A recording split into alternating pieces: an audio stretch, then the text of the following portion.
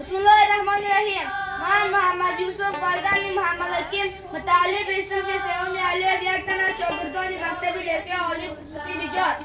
امروز درس منتظر است. تعریف ضرب. بسم الله الرحمن الرحیم. ضرب در لغت زدن را گوید و در اصطلاح کوتاه‌ترین طریقه جمع اعداد مساوی را ضرب گوید. مثال 452 ضرب 3 2 6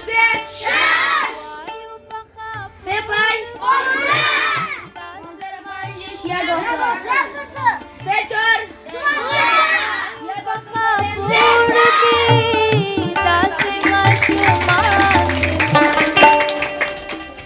برندگان محترم، اینک جریان تدریس مضمون ریاضی صنف سوم الف پروگرام مکتب زمستانی لیسه عالی خصوصی نجات اولین سکتور تعلیمی موفق در زون امام صاحب.